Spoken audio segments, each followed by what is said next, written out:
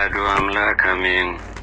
ክርስቶስ ተንሥአ እሙታን በዐቢይ ኃይል ወሥልጣን አሰሮ ለሰይጣን አግዓዞ ለአዳም ሰላም እምይእዜሰ ኮነ ፍስሐ ወሰላም። አንድ አምላክ በሚሆን በአብ በወልድ በመንፈስ ቅዱስ ስም ግንቦት 2 በዚህች ቀን ጻድቅ ኢዮብ አረፈ። ለዚህም ጻድቅ በዘመኑ እንደርሱ ያለ እውነተኛ ደግ ሰው እንደሌለ በቅዱሳት መጻሕፍትም ስለ እርሱ እንደተነገረ እግዚአብሔር መሰከረለት። ሰይጣንም ቀንቶበት በገንዘቡና በልጆቹ ላይ ያሰለጠነው ዘንድ ወደ እግዚአብሔር ለመነ። የጻድቅ ኢዮብን ትዕግስት እግዚአብሔር ስለሚያውቅ አሰለጠነው። ለመጪ ትውልድም አርአያና ምሳሌ እንዲሆን ፈቀደለት። ስለ እርሱም ሐዋርያው ቅዱስ ያዕቆብ በመልእክቱ እነሆ የጻድቅ ኢዮብን ትዕግስቱን ሰምታችኋል አለ። ከዚህ በኋላ በአንዲት ቀን ገንዘቡ ሁሉ ጠፋ። ስጋውም በደዌ ስጋ ከራሱ እስከ እግሩ ድረስ ተመታ። በዚህም በአስጨናቂ ደዌ ውስጥ ኖረ። እግዚአብሔርንም አመሰገነው። አንዲት ቃልን እንኳ በፈጠረው እግዚአብሔር ላይ አላጉረመረመም ነበር። ነገር ግን የተወለደባትን ቀን ረገመ እንጂ። እንስሶቹና ገንዘቡ ሁሉ በጠፋ ጊዜ እግዚአብሔር ሰጠ፣ እግዚአብሔር ነሳ፣ የእግዚአብሔርም ስም የተመሰገነ ይሁን አለ። በዚህ መከራ በነበረበት ዘመናት በተራራ ላይ ተጥሎ ሳለ የወዳጆቹና የሚስቱ ዘለፋ በዝቶበት ነበረ። እርሷ እንዲህ ብላ መከረችው፣ እስከ መቼ ድረስ በሞኝነት ትኖራለህ? እንግዲህ ስደበውና ሙት። ዳግመኛ እግዚአብሔርን ደጅ ጠናዋለሁ፣ መከራውንም እታገሳለሁ፣ የቀድሞ ኑሮዬን ተስፋ አደርጋለሁ ትላለህን አለችው። እንዲህስ እንዳትል ከዚህ ዓለም እነሆ ስም አጠራርህ ጠፋ። ሴቶች ልጆቹና ወንዶች ልጆችም ሞቱ።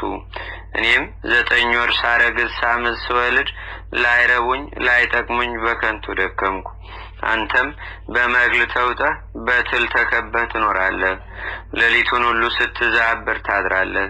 እኔም እየዞርኩ ቀላውጣለሁ።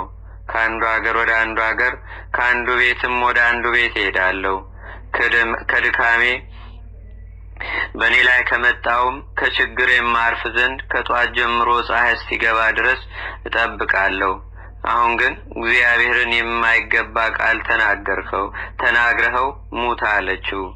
ኢዮብም ሚስቱን እየተመለከተ ሰማት። ስርዓት እንዳልተሰራባቸው ከአሕዛብ ሴቶች እንደ አንዲቱ ተናገርሽን?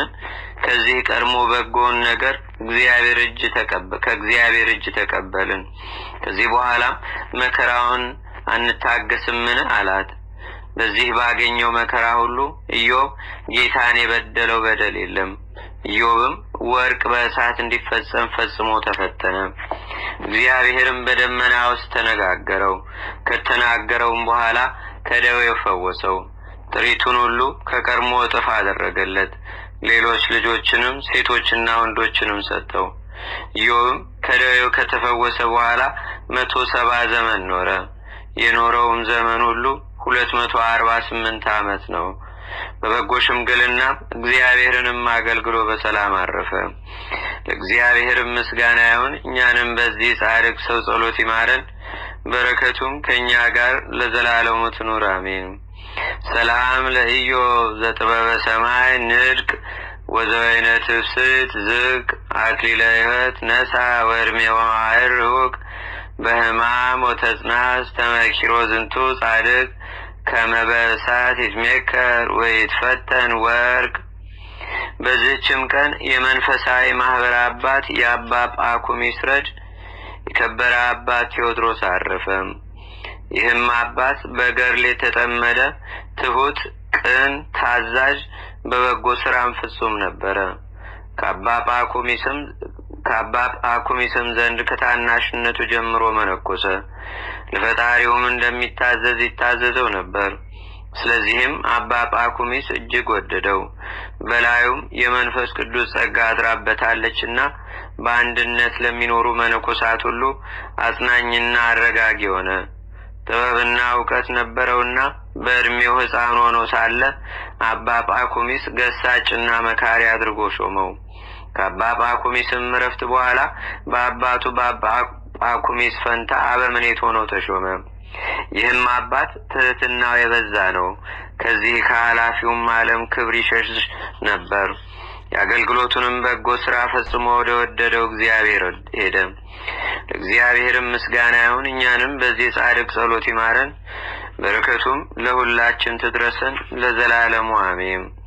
ሰላም እብል ለቴዎድሮስ ወራሲ ሲመተ ጳኩሚስ ዘነሳ ድህረ ወርሳ ባሲ እምበላዝሮ ይትቀነ ለእግዚአብሔር ነጋሲ